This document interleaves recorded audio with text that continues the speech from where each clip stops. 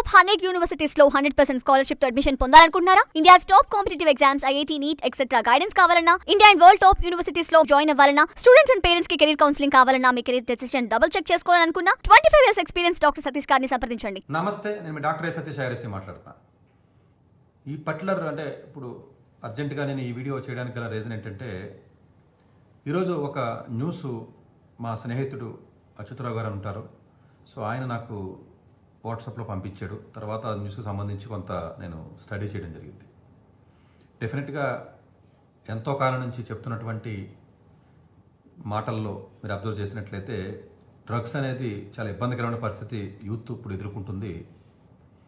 చాలా కాలేజీల్లో, చాలా స్కూల్స్లో డ్రగ్స్ అనేది రావడం చాలా అలార్మింగ్. ఇది మిడిల్ క్లాస్ ఫ్యామిలీస్ యొక్క జీవితాల్ని పట్టుకెళ్ళిపోతుంది. ఇది చిన్న విషయం కింద మనం అనుకున్నప్పటికీ, ప్రతి ఇంట్లో కూడా మా పిల్లలు డ్రగ్స్ తీసుకోవట్లేదు, మేము సేఫ్గా ఉన్నామని అనుకున్నప్పటికీ కూడా చాప కింద నీరులాగా మనకు తెలియకుండా ఇది సొసైటీలో పాక్కుంటూ వచ్చేస్తుంది. మేబీ మన ఇంట్లో ఈరోజు లేదు అని కాన్ఫిడెంట్గా మనం ఉన్నప్పటికీ కూడా చుట్టుపక్కల ఎప్పుడైతే మీకు పొల్యూట్ అయిపోయిందో, ఏదో ఒక రోజు మన ఇంట్లోకి వస్తున్న ఆ ఐడియాని నేను మీకు ప్రజెంట్ చేయదలుచుకున్నాను. ఎందుకంటే దానికి నెంబర్స్ సాక్ష్యం.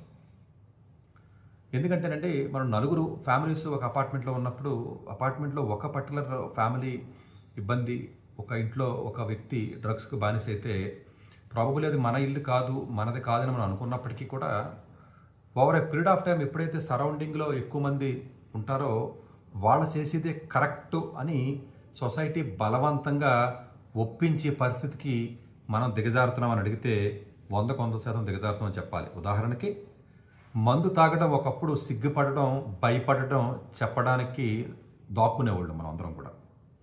ఈ రోజుని మందు తాగడం అనేది ఏదైతే ఉంటుందో ఇది లేకపోతే అసహ్యంగా చూసే పరిస్థితికి సొసైటీ ఆల్రెడీ ఎదిగిపోయింది. అలాగే పబ్కి వెళ్ళడం అనేది ఏదైతే ఉంటుందో ఎంతో సిగ్గుతో, తెలిస్తే పెద్ద పెద్ద ప్రాబ్లమ్స్ అయిపోయి మీడియాలో ఫోటోలు చూపించేసి పబ్కి వెళ్తే ఇది దొంగోడి కింద చూసి వాళ్ళు ఒకప్పుడు సొసైటీలో. ఇప్పుడు పబ్కి అనేది నార్మల్ అయిపోయింది.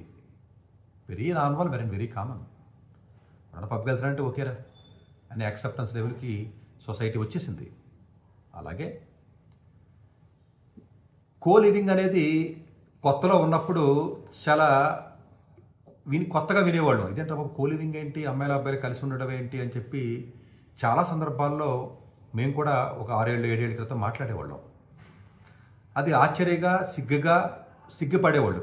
పేరెంట్స్ కూడా సిగ్గుపడేవారు, పిల్లలు కూడా సిగ్గుపడడం అనేది మానేసి కో లివింగ్ అనేది కామన్ అయిపోయి, ఇది లేకపోతే అసలు మీరు జంజీయే కాదు, లేకపోతే మీరు కాకపోతే కాదు అని సొసైటీ యాక్సెప్టెన్స్ లెవెల్కి వచ్చేసి 4,000 కోట్ల టర్న్ ఓవర్ని ఈ 2024, 25, 26లో జరిగింది. 750 కోట్ల కో లివింగ్ వ్యాపారం ఒక్క హైదరాబాద్ సిటీలోనే జరిగింది. దాని మీద GST వస్తుంది కాబట్టి చక్కగా మన రేవంత్ రెడ్డి గారు కానీ, లేదా అక్కడ బీజేపీ గవర్నమెంట్ నరేంద్ర మోడీ గారు కానీ, పక్కన చంద్రబాబు నాయుడు గారు అందరూ కూడా దాన్ని చక్కగా యాక్సెప్టెన్స్ చేశారు. ఎందుకంటే మందు తాగండి, మాకు ట్యాక్స్ కట్టండి, కో లివింగ్లో మీరు ఎంజాయ్ చేయండి, తిరగండి, చావండి, మీ చావండి, మాకు ట్యాక్స్ కట్టండి అన్న పరిస్థితికి సొసైటీ ఎదిగిపోయింది. ఆల్రెడీ ఎదుగుతుంది కాదు, ఎదిగిపోయింది. దాని తప్పనిసరి పరిస్థితుల్లో కో లివింగ్లో ఉన్న పేరెంట్స్ ఉన్నప్పటికీ కూడా, పేరెంట్స్ వచ్చి చూసినప్పుడు పిల్లల్ని కో లివింగ్లో ఉన్నారని తెలిసినప్పటికీ కూడా, తెలియకుండా ఉంటారు కదండి పేరెంట్స్, ఆల్మోస్ట్ తెలుస్తుంది చాలా, వీళ్ళు కూడా ఒప్పుకోక తప్పని పరిస్థితికి సొసైటీ తీసుకొచ్చేసింది. సొసైటీ తీసుకొచ్చేసింది. అలాగే డ్రగ్స్ కూడా కామన్ అయిపోయి, ఇది తప్పే ఉందలే, ఇది కామన్, ప్రతి ఇంట్లోనే చేయొచ్చులే, ఇది పెద్ద విషయం ఉంది, దగ్గు తీసుకోకపోతే మీరు నీచులరా మీరు అన్న పరిస్థితికి సొసైటీ దిగజారిపోతుందంటే 100% దిగజారుతుందని చెప్పాలి. ఎందుకంటే కొంత పూర్తి అవగాహనతో నెంబర్స్తోనే నేను మాట్లాడతాను క్లియర్గానే. ఎందుకంటే స్టూడెంట్స్ని రోజు చూసి వ్యక్తిని కాబట్టి ఈ అలవాట్లన్నీ స్టూడెంట్స్కే ఉంటాయి కాబట్టి ప్రాబబుల్లీ నాకంటే బెటర్ పర్సన్ ఎవడు ఉంటాడు. అలాగే ఒకప్పుడు ఒక అబ్బాయికి గర్ల్ ఫ్రెండ్ ఉంటేనో బాయ్ ఫ్రెండ్ ఉంటేనో సీక్రెట్గా మాట్లాడుకుని తెలిస్తే సొసైటీలో ఇబ్బంది అని చెప్పి భయపడే పరిస్థితిలో ఉన్న సొసైటీని పబ్లిక్గానే కార్ల కింద, నీళ్ల కింద, రోడ్ల పక్కన, డ్రైనేజీల పక్కన, కాలేజీల్లోనూ చెట్ల కిందకి వెళ్ళి మనం చేసే పనులు ఏవైతే స్టూడెంట్స్ ఉన్నారో ఇది కామన్ అయిపోయింది. ఇప్పుడు ఎవరికన్నా పిల్లకి బాయ్ ఫ్రెండ్ లేకపోతే పక్కన ఉన్న ఫ్రెండ్స్ షేమ్ చేసి, లేకపోతే నువ్వు వేస్ట్, నీకు ఎవడ పడట్లేదు, నువ్వు దేనికి పనికిరావని చెప్పి వాళ్ళని రెచ్చగొట్టి వీళ్ళ ఇంకొకటి ఎవడో ఒకటి పట్టుకొచ్చి ఆ పిల్లకి అప్పచెప్తున్నటువంటి సందర్భాలు నేను నా పర్సనల్ కౌన్సిలింగ్లో కూడా చూశాను. ఎన్నో చూశా. అనుభవంతో అథెంటిక్గా చెప్తున్నమాట. పిల్లోడు అలాంటి ఉద్దేశం లేకపోయినా దాని ఉప్పిలోకి, దాని ఊబిలోకి లాగేసి స్థితికి సొసైటీ ఎదిగిపోయింది ఆల్రెడీ. ఇంకా మోస్ట్లీ సొసైటీ 100% యాక్సెప్టెన్స్ ఇవన్నీ జరిగిపోయినాయి. ఇంకా డ్రగ్స్ ఒకటే మిగిలి ఉంది. ప్రాబబులీ చాలా వరకు వచ్చినా ఇంకొక 1-2 ఇయర్స్లో నా ఎక్స్పెక్టేషన్ ప్రకారం ఇది యాక్సెప్టెన్స్ లెవెల్కి వస్తుందనంటే ఎస్, వచ్చేస్తుంది. ఇది మనం అప్గ్రేడ్ అయ్యాం కాబట్టి ప్రాబబులీ దీన్ని మనం సంస్కృతి, భారతదేశ సంస్కృతి, భారతదేశ సంప్రదాయం, ఇదే సనాతన ధర్మం, ఇదే భగవంతుడు, ఇదే భగవద్గీత, ఇదే ఖురాను, లేకపోతే ఇదే కులం, ఇదే మతం, ఇదే లేకపోతే ఇంకోటి అని చెప్పుకుని పాస్ట్ని డిఫైన్ చేసే పరిస్థితికి పొలిటీషియన్స్ వచ్చారు తప్ప ప్రజెంట్ని ఎవ్వడో డిఫైన్ చేయడు. ఎందుకంటే జనాలు బుర్ర తక్కువ ఎదవలు కాబట్టి. మనందరం ఎందుకని పాస్ట్లో ఉన్న జవహర్లాల్ నెహ్రూ గారి గురించో, పాస్ట్లో ఉన్న మహాత్మా గాంధీ గారి గురించో, పాస్ట్లో ఉన్న పటేల్ గారి గురించో, పాస్ట్లో జరిగిన పాకిస్తాన్ డివిజన్ గురించో, పాస్ట్లో జరిగిన బంగ్లాదేశ్ డివిజన్ గురించో, లేకపోతేనేమో మతాలకు సంబంధించినటువంటిది ఏదైతే ఏదైతే ఉందో హిస్టరీ కానీ ఇవి మాట్లాడుకుని 80 ఏళ్ల క్రితం ఉన్న పాస్ట్ని మనం డిఫైన్ చేస్తాం. ఇది అర్థం చేసుకుని తెలుగు మీకు ఉందని నేను అనుకుంటున్నాను. పాస్ట్ని డిఫైన్ చేసే ప్రయత్నంలో గత 15 ఏళ్ల పాటు మనం టైంని గడిపాం. దీనికి అందరికీ కంగ్రాచులేషన్స్.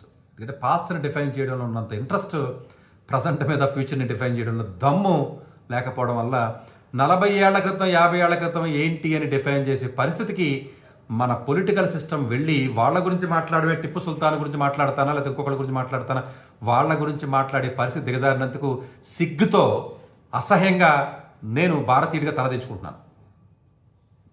సిగ్గు అనమాట ఈ దేశంలో పుట్టినందుకు.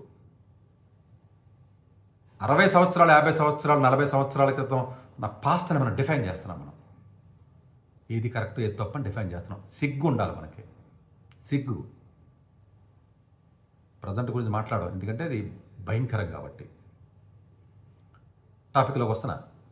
డ్రగ్స్ చాలా సందర్భాల్లో ఎన్నో ఆర్టికల్స్, ఎన్నో సర్వేస్ చెప్పింది ఏంటంటే ఈ డ్రగ్స్ సంబంధించి 30% ఆఫ్ ది కిడ్స్ హైదరాబాద్ లాంటి సిటీల్లో కూడా డ్రగ్స్కి ఏదో ఒక రకంగా బానిసవుతున్నారని సతీష్ చెప్పిన మాటలు కాదు, సర్వేస్ చెప్పిన మాటలు. అలాగే ఢిల్లీలో ఉన్నటువంటి స్లమ్ ఏరియాలతో సహా 10 సంవత్సరాల నుంచి 12 సంవత్సరాల పిల్లల వరకు కూడా సర్వే చేస్తే more than 50% of the 60% of the ఎవరైతే మీకు కిడ్స్ ఉంటారో వాళ్ళందరూ కూడా డ్రగ్స్కి బానిస అయ్యారు. బానిస చేసి పనులు చేయించుకుంటున్నారు, బానిస చేసి సెక్స్ కింద వాడుకుంటున్నారు, కిడ్నాపులు చేస్తున్నారు, వాళ్ళను చూపించి పని చేయించుకుంటున్నారు, కూలి పని చేయించుకుని మనుషులు తరలిస్తున్నారు, లేకపోతేనేమో స్కూలుల్లో అమ్ముతున్నారు. ఎన్నో చూసాం మనం. చాక్లెట్లో కలుపుతారా, ఐస్ క్రీమ్లో కలుపుతారా, దీంట్లో కలుపుతారా, పక్కన పెట్టు. ఒక స్టేజ్ దాటిపోయాం ఆల్రెడీ మనం. మా దగ్గరికి వచ్చినటువంటి పిల్లలు, సార్ డ్రగ్స్ ఉన్న కాలేజీలు ఎక్కువైపోయినాయి, డ్రగ్స్ లేని కాలేజీ ఏదన్నా ఉంటే మాకు ఏదైనా కాలేజీ చెప్పండి హైదరాబాద్లో అని అడుగుతున్నారు. మీ అమాయకత్వం. ఎందుకంటే అసలు కాలేజీలు కాదు, స్కూల్స్ అడగాలి మీరు ఫస్ట్. ఎందుకంటే 17-18 సంవత్సరాల పిల్లలకి డ్రగ్స్ అలవాటు అవ్వడం అన్న స్టేజ్ నుంచి 14, 13, 12 సంవత్సరాల వయసు ఉన్న పిల్లలకు కూడా డ్రగ్స్ అలవాటు అయ్యే స్టేజ్కి సొసైటీ ఎదిగినందుకు మన భారతదేశ ప్రభుత్వానికి 2 చేతులు పెట్టి దండం పెడతాం మనం అందరం. ఇది సతీష్ అన్న వ్యక్తి క్రియేట్ చేసి చెప్పినది మాట కాదు. ఎన్నో సందర్భాల్లో చెప్పినప్పటికీ ఈరోజు మా స్నేహితుడు ఏదైతే రిపోర్ట్ పంపించాడో నేను చూస్తే ఎక్సైజ్ డిపార్ట్మెంట్ ఏదైతే మీకు ఉందో తెలంగాణ ప్రభుత్వం ఎక్సైజ్ ఎన్ఫోర్స్మెంట్ డైరెక్టర్లో ఉన్నటువంటి డైరెక్టర్ ఎవరైతే ఉంటారో అకున్ సబర్వాల్ ఎవరైతే ఉన్నారో వాళ్ళ సిట్ ఒకటి ఏర్పాటు చేసి వాళ్ళు సర్వే చేసి దానికి సంబంధించి ఇన్స్పెక్షన్ చేస్తే బయటపడ్డ భయంకరమైన నిజాలు ఏంటంటే స్కూలు పేర్లతో సహా కాలేజీ పేర్లతో సహా బయటకు వచ్చినాయి. ఎలా వచ్చినాయి అంటే ఒకడిని పట్టుకున్నారు, నైజీరియా వాడిని ఒకడిని పట్టుకున్నారు, కెల్విన్ అన్న ఒకడిని పట్టుకుంటే ఆడు తీగలాగితే డొంక వచ్చినట్టుగా ఒక్కొక్కటి మొత్తం బయటకు వస్తున్నాయి. ఆ వచ్చిన స్కూల్స్ పేర్లు మీకు నేను అఫీషియల్గా చదివి వినిపిస్తాను. మేబీ ఆ స్కూల్స్ వాళ్ళు కాలేజీ వాళ్ళు నాకు ఫోన్ చేసి నన్ను ఇబ్బంది పెట్టొచ్చు, నాకు అలవాటు అయిపోయింది ఇదంతా. సరే మహా అయితే ఇంకొక కేసు వేస్తారు మన మీద, ప్రాబ్లం ఏం లేదు. ఇందులో లేని కూడా కొన్ని స్కూల్స్ నాకు తెలిసినవి చెప్తాను. నా దగ్గర ఎంతోమంది అపాయింట్మెంట్లకు వస్తున్నారు డ్రగ్ కేసెస్, అవి కూడా మీకు నేను డిస్కస్ చేస్తాను ఈ వీడియోలో, ఎందుకంటే తప్పదు చెప్పాలి. నేను డ్రగ్స్కి అలవాటైనటువంటి విద్యార్థుల స్కూల్స్ ఇవే. అమ్మ తల్లి, నేను చూసి చదువుతున్నానమ్మా, నేను కొత్తగా క్రియేట్ చేసింది కాదు ఇది. Clear? Jubilee Public School, Indus International School, రీసెంట్గా Indus International School drug addict కూడా ఒక అబ్బాయి దగ్గర రావడం జరిగింది 11th క్లాసు.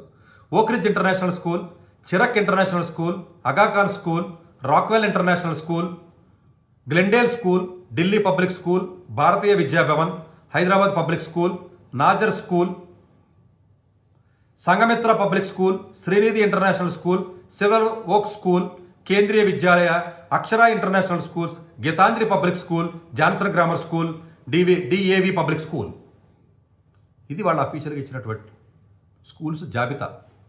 ఇది కాకుండా వేరే జాబితా కూడా నా దగ్గర కౌన్సిలింగ్ వస్తారు కాబట్టి నాకు తెలుస్తుంది. అఫీషియల్గా 20 స్కూల్స్ వరకు ఈ స్కూల్స్కి ఈ యొక్క కెల్విన్ అన్నవాడు ఫోన్ మొత్తం బయటికి లాగితే, మొత్తం తీగ లాగితే 20 స్కూల్ డొంక బయటకు వచ్చింది. ఒక్కడిని పట్టుకుంటేనే వచ్చినటువంటి లిస్ట్ ఇది.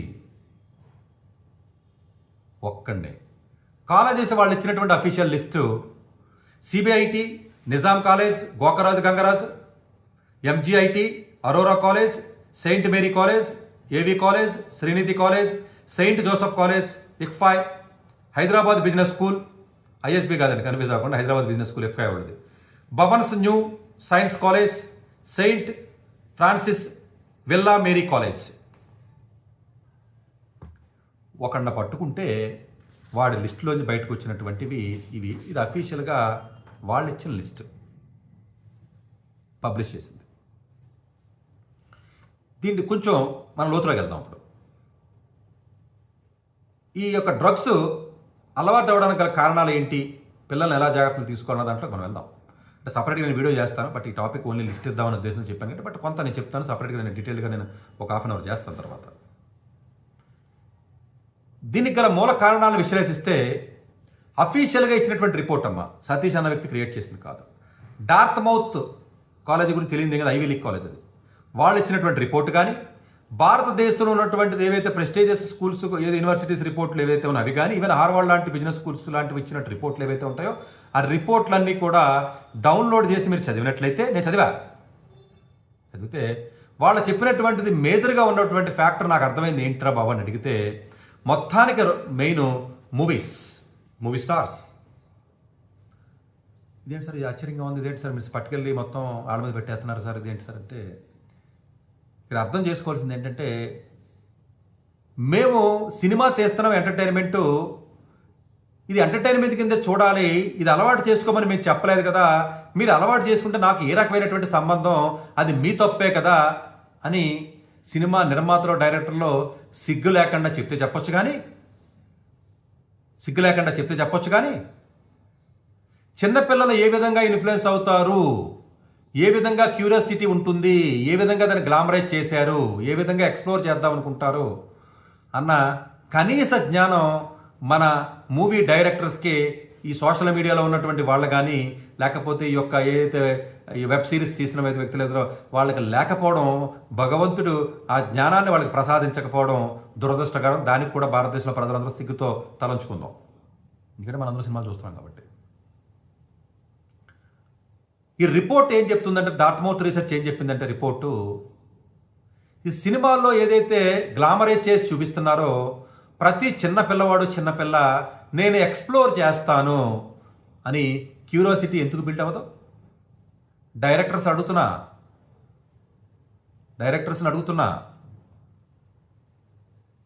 డైరెక్టర్స్ని, స్మగ్లింగ్ సినిమాలు తీసిన డైరెక్టర్స్ని అడుగుతున్నాను నేను. పుష్ప సినిమా తీసిన డైరెక్టరా, డ్రగ్స్కి సంబంధించిన సినిమాలు తీసిన పూరి జగన్నాథా, డ్రగ్స్కి సంబంధించినటువంటి సినిమాలు తీసినటువంటి సురేందర్ రెడ్డా, డ్రగ్స్కు సంబంధించినటువంటి సినిమాలు తీసినటువంటి డైరెక్టర్స్ ఎవరైతే ఉన్నారో, రీసెంట్గా వచ్చినటువంటి డైరెక్టర్స్ ఎవరైతే ఉన్నారో వీళ్ళని అడిగే క్వశ్చన్ ఏంటంటే, ఈ సినిమాలు మీరు ఎంటర్టైన్మెంట్కి తీసిన మరి మీ ఇంట్లో ఉన్న పిల్లలు దీనికి లోను కారు కాబట్టి లోన్ అవ్వలేదని మీరు అనుకుంటే దీనంత అమాయకత్వం ఇంకొకటి లేదు. ఎందుకంటే మీరు డబ్బు ఉన్న వాళ్ళు ఏదైనా చేయగలరు. ఈ బలి అయిపోయింది ఎవర్రా అంటే మిడిల్ క్లాస్ ఫ్యామిలీస్ పిల్లలు. ఆ సర్వేలోకి వస్తా. మీరు అనొచ్చు, సార్ హై సొసైటీ కదా, సఫర్ అయ్యేది హై సొసైటీ కదా, పబ్బుల్లోనూ గంజాయిలు తాగి మందులు తాగి కూడా హై సొసైటీ కదా, మీరేంటి sir middle class families suffer అవుతున్నారని చెప్పేసి మీరు అంటే అనొచ్చు. కానీ దురదృష్టవశాత్తు 4-5 సంవత్సరాల నుంచి దీనికి బలయ్యేది రిచ్ పీపుల్ కాదు. వాళ్ళు ఎప్పుడు ఇంతకుముందు నుంచి ఉన్నవాళ్లే మిడిల్ క్లాస్ పూర్ ఫ్యామిలీసే బలవుతున్నారు అనడానికి ఉదాహరణకే గుంటూరు సిటీ. ఎందుకంటే మొబైల్ ఎప్పుడైతే చేతిలోకి వచ్చిందో అన్ని రకాలుగా పిల్లల జీవితాన్ని నాశనం చేసింది ఏదిరా అంటే ఈ యొక్క మొబైల్తో middle class, lower middle class, poor పేపర్లు అంతరించిపోతుంది. మిడిల్ క్లాస్ మొత్తం అంతరించిపోతుంది. నేను చెప్తున్నా, అంతరించిపోతుంది. ఈ సినిమాలు క్యూరియస్గా పిల్లల సినిమాలు చూసి క్యూరియాసిటీ నేను ట్రై చేస్తాను అని చెప్పి ట్రై చేస్తున్నారండి. సెక్షన్ కూడా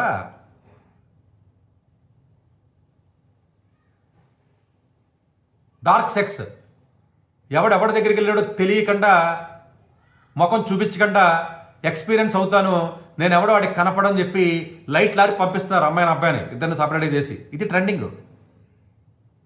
తెలిస్తే మళ్ళీ బ్లాక్మెయిల్ అవుతుంది కాబట్టి చిన్న పిల్లలు క్యూరియాసిటీ ఎక్స్ప్లోర్ చేద్దామని ఎంతమంది పిల్లలు నా దగ్గర కూడా కౌన్సిలింగ్ వచ్చారు. గ్లామరైజ్ చేసేసారు కదా సినిమా ఇండస్ట్రీని మొత్తం అంతా. మందు తాగడం, ఇది తాగడం అనేది ఎట్లా చేస్తారు సినిమా? నాకు అర్థం కాదు. ఇవన్నీ మహాపాపం కదా. ఇదా భారతీయ సంస్కృతి చెప్తున్నాడు సిగ్గు లేకుండా? ఇదా సంస్కృతి మందే? ఇదా? నైజీరియా వాళ్ళు డ్రగ్స్ అమ్ముతారని మీకు తెలియదా? వాళ్ళకి ఎందుకు మీరు వీసా ఇస్తున్నారు? అమెరికా గవర్నమెంట్ ఏం చేసిందో తెలుసా? బుర్ర ఉందరా? అమెరికా గవర్నమెంట్ ఏం చేసింది ఫాలో అవ్వదా? చాలా దేశాల యొక్క విద్యార్థులను కానీ, ఈవెన్ విద్యార్థులను కానీ ఎవరికి కూడా దేశాలనే మొత్తం రావద్దని చెప్పి బ్యాన్ చేసి పాడేసింది 1 year బ్యాక్. తెలుసా? ఎన్నో దేశానికి ఇబ్బంది కలిగితే బ్యాన్ చేసి పెట్టినప్పుడు నైజీరియా వాళ్ళు డ్రగ్స్ పట్టుకొస్తున్నారనేది ఎన్ని సంవత్సరాల నుంచి న్యూస్లో చదువుతున్నాం మనం. ఎందుకు వాళ్ళకి వీసా ఇస్తున్నారో, ఎందుకు వాళ్ళు ఇక్కడ తీసుకొస్తున్నారో, ఎందుకు విచ్చలవిడిగా వాళ్ళు డ్రగ్స్ అమ్మగలుగుతున్నారో, వాళ్ళు లేకపోతే దేశానికి ఎకానమీ లేదా? సిగ్గు లేదా మనకే? ఎందుకు వాళ్ళకి వీసా పర్మిషను? పక్కనున్న అమెరికా, పక్కనున్న ఆఫ్ఘనిస్తాన్, పక్కనున్న Pakistan, Iran, Saudi Arabia, Canada, even UK చాలా దేశాలు బ్యాన్ చేసిందే వాళ్ళ కంట్రీ ఇంట్రెస్ట్ గురించి, రకరకాల రీజన్స్ వల్ల. మనం ఎందుకు చేయలేం? మనకు అడుతో పని ఏంటి? బ్యాన్ చేసే దమ్ము లేదా మనకి? ఆఫ్టర్ ఆల్ ఒక నైజీరియా కంట్రీని లేదు. సినిమాలు మీరు తీసినప్పుడు, ఎంటర్టైన్మెంట్ అని చెప్పినప్పుడు, మీరు 25-20 సంవత్సరాల లోపున్న పిల్లలకు మీకు ఎలిజిబుల్ సినిమా చూడడానికి ఇవ్వకండి. మరి సర్టిఫికేట్లు ఎందుకు ఇస్తున్నారు? మీరు ఇవ్వకూడదు కదా. చిన్న పిల్లోడు కూడా క్యూరియస్గా ఉంటాడండి పాపం. బిల్డింగ్ పైనుంచి దూకితే ఏమవుద్దో అని క్యూరియస్గా దూకేస్తారు పిల్లలు పాపం వదిలేస్తే. అది పిల్లలకు ఉన్నటువంటి పాపం అవగాహన. మీరు వదిలేస్తే, చిన్నపిల్లడు చెయ్యి వదిలేస్తే, దూకితే ఏం కాదు, దూకితే బాగుంటుంది, కింద నీళ్ళు ఉన్నాయి, కింద బొమ్మ ఉంది, కింద ఆట వస్తువు ఉంది, నేను దూకేస్తాను, దూకితే బాగుంటుంది, నేను సినిమాలో చూశానని చెప్పి దూకేస్తాడంటే పిల్లల్ని వదిలితే. పూరి జగన్నాథ్ గారు మీకు విజ్ఞత ఉంది, సురేందర్ రెడ్డి గారు మీకు జ్ఞానం ఉంది, మీకు మెచ్యూరిటీ పర్సన్, సతీష్ గారికి మెచ్యూరిటీ ఉంది. మీ సినిమాలు చూసి పిల్లలు 10-12 సంవత్సరాల పిల్లలకు మెచ్యూరిటీ లేదన్న కనీస జ్ఞానం మీకు లేకపోవడం మహాపాపం. ఇవన్నీ మీ ఇంట్లో ఉన్న పిల్లలకు తగలవా? ఎలా తీస్తారండి బాలీవుడ్ సినిమాల్లోనూ? ప్రతి సినిమాలో డ్రగ్స్ లేని సినిమా ఈ రోజున బాలీవుడ్లో చూపించండి, ఎవరు చూపిస్తాడు? You can't find a single movie in the Bollywood Indian movie industry. ఎంత మహాపాపం అండి. హీరోస్కి బాధ్యత ఉండద్దా? స్మగ్లింగ్ సినిమాలు తీస్తారా మీరు? సిగరెట్ల సినిమాలు తీస్తారా? డ్రగ్స్ సినిమాలు తీస్తారా? ఇది ఉంటేనే హీరోయిజమా? డార్త్ మౌత్ రిపోర్ట్స్ అయితే నాకు చాలా బాధ కలిగింది, కళ్ళంటి నీళ్ళు వచ్చినాయి. సో ఓన్లీ మెయిన్ కలెక్ట్ ఎవరంటే మూవీసే గ్లామరైజ్ చేసేసారు దాన్ని. టెస్ట్ చేద్దాం, టేస్ట్ చేద్దాం, సెక్స్ని అంతే టేస్ట్ చేద్దాం, ఆ క్యూరియస్గా అలా వదిలేస్తున్నారు. ఇంటర్నేషనల్ స్కూల్స్ ఎప్పుడు వరస్ట్ అని చెప్తాను, ఇప్పుడు వరస్టే. ఈ విషయంలో నారాయణ చైతన్య వాళ్ళు 2 చేతులు పెట్టి నమస్కారం చేస్తున్నాను నేను. ఎందుకంటే వాడు జైల్లో వేసేస్తాడు, చదువు రాకపోయినా పర్లేదు, పాడవాడు. నారాయణ చైతన్య వాడు మహా అయితే చదువు రాదు, ర్యాంక్ రాదు అంతే. వీడు చెడిపోడు. 100% ఇంటర్మీడియట్ అయ్యే వరకు డ్రగ్స్ దరిదాపులో కూడా రానివాడు. చెడిపోడు 18 సంవత్సరాల లోపు ఉన్నవాడు. ఈ విషయంలో జైల్లో పెట్టి కాపలా కాస్తున్నందుకు ఆ విషయంలో మనం అందరం కంపల్సరీగా వాడిని మెచ్చుకోవాల్సిందే. ఆ దమ్ము ఏ ఇంటర్నేషనల్ స్కూల్ చేయగలిగింది ఈ రోజుని? చేయలేదు కదా. ఆ విషయంలో డెఫినెట్గా మనందరం కూడా, ఎందుకంటే వీళ్ళని వదిలేస్తే తల్లిదండ్రులు కూడా వీళ్ళని కంట్రోల్ చేయలేరు. కంట్రోల్ చేసి జైల్లో పాడి తన్నుతున్నాడు కూర్చోబెట్టి, చదవకపోయినా. ఆ విషయంలో డెఫినెట్గా మనందరం కూడా హర్షించాలి. పోలీస్ కేసు అవుతుంది, ఇన్వెస్టిగేట్ చేస్తారు. ఇప్పుడు కూడా ఎన్ని కేసులు ఇన్వెస్టిగేట్ చేశారు, ఎన్ని కేసులు బయటకు వచ్చినాయి? ఈ మొత్తం తీగలాగితే ఎవడో వీఐపీలు ఉంటారు, 2-3 కేసు ముందు. అప్పుడు వచ్చినటువంటి చార్మినియో లేకపోతే హీరోయిన్స్ వచ్చారు కదా, ఆ పేర్లు సరిగ్గా గుర్తు చావట్లేదు నాకు. మరి వాళ్ళందరూ కేసులు ఏమైపోయినాయి? నాలాంటి మీద మాత్రం 4 కేసులు పెట్టారు, ఇంకో 4 పెడతారు. ఏంటిది? కాలేజీ మేనేజ్మెంట్స్ 100% హాస్టల్ అన్నటువంటి కాలేజెస్ ఏవైతే హైదరాబాద్లో ఉన్నాయో లోపలికి ఎలా వెళ్తున్నాయి? అమెజాన్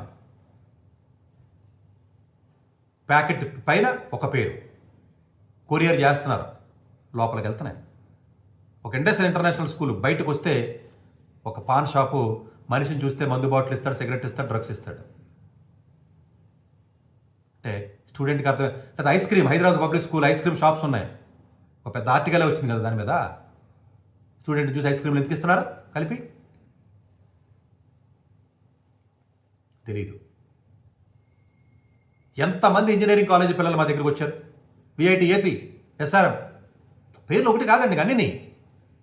దీనికి ఒక పేరెంట్ ఏమన్నాడు తెలుసా? సార్ ఐఐటి ఖరగ్పూర్లో కూడా డ్రగ్స్ ఉన్నాయి. ఏంటి సార్ తేడా? ఏదైనా ఒకటే కదా, మీరేంటి సార్ కాలేజీ పేరు చెప్తారు? కరెక్టే ఉంది ఐఐటీలో కూడా. కానీ 100కి 10 మంది డ్రగ్ తీసుకునే కాలేజీకి వెళ్తావా? 100కి 10 మంది 5 డ్రగ్స్ తీసుకునే కాలేజీకి వెళ్తావా? 100కి 1 డ్రగ్స్ తీసుకునే కాలేజీకి వెళ్తావా? 100కి 50 మంది డ్రగ్స్ తీసుకునే కాలేజీకి వెళ్తావా? Peer pressure is more for the drug addiction. తక్కువ మంది డ్రగ్స్ తీసుకునే కాలేజీకి వెళ్ళండి కనీసం. ఎక్కువ మంది డ్రగ్స్ ఉన్న కాలేజీకి వెళ్తే పీర్ ప్రెజర్ కాదా? సంజయ్ దత్ ఇంటర్వ్యూ వినరాదా? షారూఖ్ ఖాన్ కొడుకు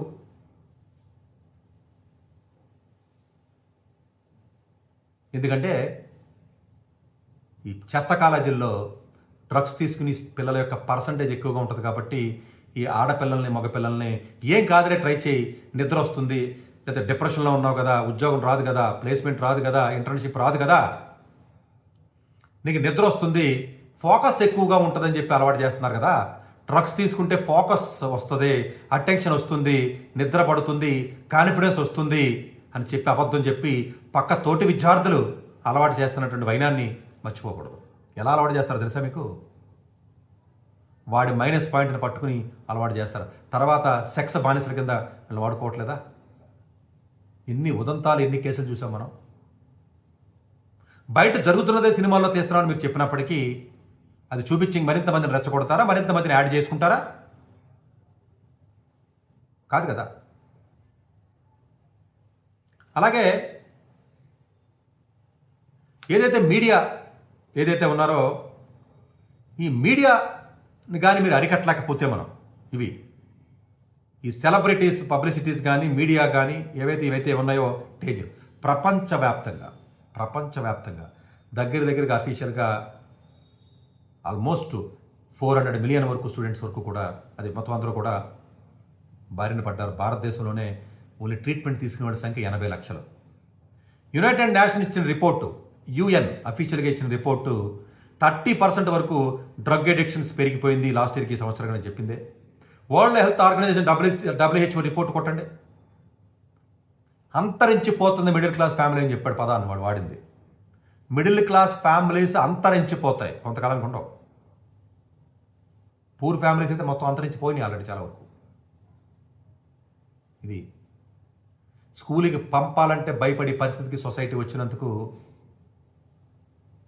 మా కులాలు మతాలు లేకపోతే ఓట్ల గురించి మాట్లాడతారా? ఇది కదా మనం మాట్లాడవలసింది. చదువు లేదు, క్వాలిటీ లేదు, పోనీ బతుకుదామంటే డ్రగ్స్, లేకపోతే మందు, లేకపోతే పొల్యూషను, లేకపోతే కాంపిటేటివ్ ఎగ్జామ్స్, విపరీతమైన కాంపిటీషను, సరైనటువంటి అలా ఏది ఒక స్టూడెంట్కి పనికొచ్చి పని భారతదేశం ఉంది. ఇది కంట్రోల్ చేయాలి కదా. మేము చేస్తున్నామని చెప్పి రేవంత్ రెడ్డి గారు చెప్పిన ఇన్ని కేసుల్లో రేవంత్ రెడ్డి గారు సీఎం అయిన తర్వాత, అంతకుముందు కేసీఆర్ గారు సీఎం అయిన తర్వాత, చంద్రబాబు నాయుడు గారు సీఎంగా ఉన్న టైంలో కానీ, జగన్మోహన్ రెడ్డి గారు సీఎంగా ఉన్నారు కానీ, నరేంద్ర మోడీ గారు ప్రైమ్ మినిస్టర్గా ఉన్నారు కదా. ఒకే ఒక క్వశ్చన్ అడుగుతానండి, మీరు ఈ కేసుల్లో ఎంతమందిని మీరు అరెస్ట్ చేశారు, ఎంతమందిని ఉరి తీశారు, ఎంతమందిని జైల్లో పెట్టారు, లెక్క తీయండి బయటికి. మేము సీరియస్గా చేస్తున్నామని చెప్తారటండి, నాకు అర్థం కాదు. ముంద్రా పోర్టు గుజరాత్లో దొరికితే మనం ఏం చేసాం, చల్లపల్లి జైలు దగ్గర లారీలో దొరికితే మనం ఏం చేసాం, అరక దగ్గర ఉన్నటువంటి లారీలో దొరికినటువంటి గంజాయిని ఏం చేసాం తెలీదు. ప్రాబబులీ నాకు తప్పనిసరి పరిస్థితి ఏంటంటే ఫ్యూచర్లో స్కూల్కి పంపించకండి, హోమ్ స్కూల్ చెయ్యండి అని తప్పని పరిస్థితిలో నేను రికమెండ్ చేయక తప్పడం లేదు. ప్రాబబులీ ఆ హోమ్ స్కూలింగ్ ఎలా చదవాలో సపరేట్గా వీడియో చేస్తాను. ఫ్యూచర్లో పిల్లల్ని స్కూల్కి పంపిస్తే మీరు పిల్లలకి పాయిజన్ ఇచ్చి పంపించినట్టే. అలాంటి పరిస్థితికి సొసైటీ దిగజారిపోయింది. ఇది మరి ఇది పావర్టీని, ఒక ఫ్యామిలీలో ఒకటి డ్రగ్ తీసుకుంటే స్తంభం పడిపోద్ది, మొత్తం ఫ్యామిలీ లేసిపోతుంది. ఒక అపార్ట్మెంట్లో ఒకటి ఉంటే సరిపోతుంది. కొరియర్స్నే మీరు రెగ్యులేట్ చేయరా? చెక్కింగ్ ఉండదా? అమెజాన్ స్టోర్స్ అంటే అమ్మేచ్చా, అది ఇంకొకటి అమ్మేచ్చా ఫ్లిప్కార్ట్ వాళ్ళు, అది వేరే ఏ కొరియర్ సర్వీస్ ఏమైనా ఉండే. నా ఉద్దేశం ఒకటా ఉండడానికి కాదండి, నేను జస్ట్ ఒకటి రెండు చెప్తున్నాను మీకు ఎగ్జాంపుల్స్. ఏంటిది అసలు? దీన్ని గవర్నమెంట్ సీరియస్గా తీసుకున్నావా చెప్తున్నారు కదా సార్, మీరేంటి సార్ అలా వాగుతున్నారని అడిగి ఒకటి నన్ను. గవర్నమెంట్ సీరియస్గా తీసుకున్నా చెప్తున్నారా ఎదవల్లారా? ఆ వాగినండి చెప్తుంది, చేయలే. చేస్తే హైదరాబాద్ పబ్లిక్ స్కూల్ ఏంటి, జూబ్లీ పబ్లిక్ స్కూల్ ఏంటి, ఇవేంటిది గీతాంజలి ఈ స్కూల్స్ ఏంటి? చిన్నపిల్లలు రా, పాపం రా, 14, 13, 12 ఏళ్ళు, మహాపాపం. కాలేజీలు అలాగే నాశనం చేసేసారు కదా, స్కూల్లా ఇంతకంటే పాపం మహాపాపం ఇంకోటి ఉందా? ఏంటిది అసలు? ఎక్కడికి వెళ్తుంది సొసైటీ అసలు? మరి ఎంతకాలం పాస్ట్ గురించి మాట్లాడతారా? సిగ్గులే నా కొడకల్లారా అసలు? నాకు కోపం వచ్చేస్తుంది నాకు. నెహ్రూ గారు తప్పు చేశారంటే దాని గురించి డిబేట్లు పెడతారా మీరు? అసలు మనుషులేనా? మన జన్మ ఎత్తాం అసలు మనం? ఎవరికి కావాలి? 60 సంవత్సరాల క్రితం ఉన్న పాకిస్తాన్ యుద్ధం ఎవరికి కావాలి? ఆ పాకిస్తాన్ ల్యాండ్ ఎవరికి కావాలి? మహాత్మా గాంధీ గారు ఏం చేశారు, నెహ్రూ గారు వాళ్ళు తీసుకున్న డెసిషన్ తప్ప. కొంపల్లో ఒక్కొక్కడు రోజు నుంచి పొద్దున సాయంత్రం 10 రాంగ్ డెసిషన్ తీసుకుంటాడు కదా. ఏదో తీసుకుని చచ్చారు, తప్పో రేటో పక్కన పడేరదా? ఆ హిస్టరీనే మార్చేసి హిస్టరీని క్రియేట్ చేస్తారంట. నాకు అర్థం కాదు. కూర్చుని 10 ఏళ్ళ నుంచి ఏం చేస్తుంది తెలుసా భారతదేశ ప్రభుత్వం? 15 ఏళ్ళ నుంచి హిస్టరీని క్రియేట్ చేస్తుంది. కనీసం స్లో పాయిజనింగ్ ఇది చేస్తుంది మనకి. ఇది కదా మాట్లాడాలి. ఎవరికి కావాలి హిస్టరీ? తొక్కలో హిస్టరీ సస్తుంటే జనాలకి బతకడానికి బతుకుదెరువు లేకుండా ఎడుతుంటే మనం అందరం హిస్టరీని క్రియేట్ చేస్తారా మీరు? నాకు అర్థం కాదు. డిబేట్లు పెట్టి ఎట్లా విడిపోయింది, ఎలా అయిపోయింది, ఏంటిది? ఆ డిసిషన్ తీసుకున్నాడు నువ్వు పదంలో నువ్వు డిసిషన్ తీసుకోలేదేంటి? అన్ని రైట్ అయిపోయినాయి ఏంటి? తప్పు రైట్ అవుతాయి, ఎవడో తెలిస్తే తప్పని నువ్వు డిఫైన్ చేసి, నువ్వు ఎలా డిఫైన్ చేస్తారో డిఫైన్ చేసి సాగు. దాన్ని పాయింట్అవుట్ చేసి దాని గురించి మీటింగ్లు పెట్టి దాని గురించి మాట్లాడతారా? దేవుడి గురించి మాట్లాడతారా? కులాల గురించి మాట్లాడతారా? ఇది కదా మాట్లాడాలి. జనాలకి బ్రెయిన్ ఉండదు కాబట్టే మీ ఆటలు సాగుతున్నాయి. ఎందుకంటే పబ్లిక్కి జనాల బ్రెయిన్ ఉండి సావాలి కదా పాపం. యావరేజ్ ఇన్కమ్ ఎంత అండి భారతదేశంలో? 20,000 అండి. భారతదేశంలో ఒక మనిషి యావరేజ్ ఇన్కమ్ 20,000. ఇది ఒకటి తెలిసి సావదు మీకు. 11,000 నెలకు సంపాదించే వాళ్ళు, లోపు ఉన్నవాళ్ళు 50 కోట్ల మంది. 50 కోట్లు పైనే ఉన్నారు. 11,000 కంటే తక్కువ సంపాదించే వాళ్ళు యావరేజ్ ఇన్కమ్. వీళ్ళకి ఏం కావాలి? ఎమోషన్ మాటలే కదా. ఎవరికి కావాలండి? టిప్పు సుల్తాన్ గారి గురించి చెత్తా చెదారం మనకెందుకండి? ఎన్ని హిస్టరీ ఎవరికి కావాలి? పసిపిల్లల జీవితాలు నాశనం అయిపోతున్నాయి. ఇది కదా మాట్లాడాలి మీకు. ఇది మాట్లాడితే మరి పాయింట్లు వస్తాయి కదా. కూర్చోబెట్టి డిబేట్ పెడతారు. పటేల్ గొప్పతనం ఏంటి, పటేల్ తప్పుడు మనిషి, ఓ డిబేటు. వీడు చేశాడు ఏంటిది? దయచేసి సినిమాలు మీరు బ్యాన్ చేయవలసిందే. గవర్నమెంట్ దయచేసి, ఎందుకంటే ఎడ్యుకేషన్ సంబంధించిన పూర్తి అవగాహనతో డెప్త్ తెలిసిన మనిషిగా చెప్తున్న మాటకి నాకంటే బెటర్గా చెప్పాడు ఎవడు ఉండడు మీకు. దయచేసి సినిమాల్లో డ్రగ్స్ చూపించకండి. ఎన్నో రిపోర్ట్లు చెప్తున్నాయి. అలాంటివి అసలు ఎలా చేయకండి అమ్మా. ఈ దొంగతనాల్లో హీరోయిజం అంటే దొంగతనం చేసేవాడిని, మర్డర్ చేసేవాడిని, రేప్ చేసేవాడిని, డ్రగ్స్ అమ్మేవాడిని, స్మగ్లింగ్ చేసేవాడిని, అమ్మాయిల్ని 12-13 సంవత్సరాల పిల్లల్ని ఎత్తుకెళ్ళి మర్డర్లు చేసినవాడిని, లేకపోతే ఇంట్లో ఏమైనా లేపుకెళ్ళి పెళ్లిళ్ళు చేసిన వాడిని, లేకపోతేనేమో పోలీసులను ఎదిరించిన వాడిని, పోలీసులను కొట్టినోడిని, వాళ్ళనే హీరోల కింద మీరు చూపించి దాన్ని ఒక ఇన్స్పిరేషన్ కింద మీరు సొసైటీకి ఏం మెసేజ్ ఇస్తున్నారు? సినిమాల్లో ఉన్న హీరోలు నాకు అర్థం కాదు. ఇది సినిమా ఎంటర్టైన్మెంట్ కింద ఎలా చూస్తారు పిల్లలు? పొద్దున్న సాయంత్రం దాకా ఎంటర్టైన్మెంట్ ఇదే కదా. ఇది చూసే నాశనం అవుతున్నారు కదా. ఎన్నో రిపోర్ట్లు చెప్తున్నాయి కదా. నేను చెప్తుంటేనేమో నేను చెప్పానని చెప్తారు, మీకు తెలుస్తారు, మీకు బ్రెయిన్ లేదంటారు. రిపోర్ట్లే చెప్తున్నాయి కదా. పిల్లలకి సోర్స్ ఎక్కడదండి? టీవీ ద్వారా కానీ, మీడియా ద్వారా కానీ, సినిమాల ద్వారా కాకపోతే అసలు ఎవరికి తెలుసు అంటే డ్రగ్స్ గురించి?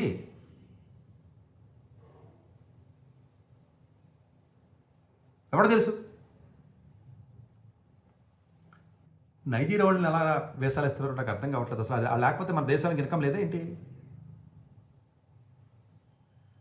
ఎక్కడ చిత్తశుద్ధి ఉందండి నాకు అర్థం కాదు. పట్టుకున్న వాళ్ళు ఏం చేస్తున్నారండి నాకు అర్థం కాదు. అసలు ఏమి జరుగుతుందో, అసలు భారతదేశంలో ఏం జరుగుతుందో, అసలు యూత్ మిడిల్ క్లాస్ అంతరించిపోతుందంటే అసలు నాకు మెంటల్ వచ్చేస్తుంది. నాకు అసలు మనేద్దాం అనుకోవడానికి పని నాకు ఇంకా ఫ్రస్ట్రేషన్ వచ్చేస్తుంది నాకు. అసలు మిడిల్ క్లాస్ పీపుల్ అంతరించిపోతారండి కొంతకాలం.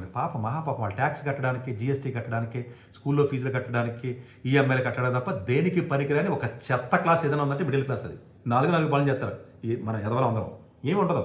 ఒకటి జీఎస్టీ కడతారు ఎదవలో, ట్యాక్స్ కడతారు, 3 స్కూల్కి ఫీజులు కడతారు, 4 ఈఎంఐలు కడతారు, చచ్చిపోతారు. 5 ఉందండో ఓటేస్తారు. దీనికే జనాభా లెక్కల్లో ఉండాలి తప్ప దీనికే లేదు. మొత్తం ఈ జాతి మొత్తాన్ని మీరు ఇప్పటికీ అంతరించిపోతుందండి. చిన్న వయసులో మీరు ఇలాంటి అలవాట్లు చేస్తే పెద్ద అయిన తర్వాత ఏం చేస్తారండి వాళ్ళు? మర్డర్లు చేసి క్రైమ్లు చేయరా? ఇది అందరం సీరియస్గా ఆలోచించాలండి.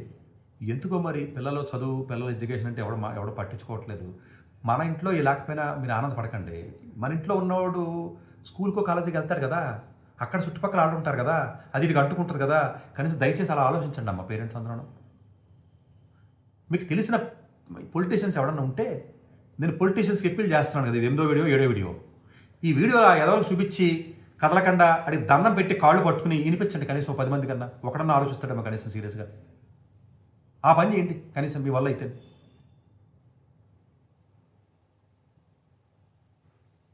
ఎనివే నేనేం చేయలేనండి. Thank you very much. ఇంకొక విషయం ఏంటి తెలుసా?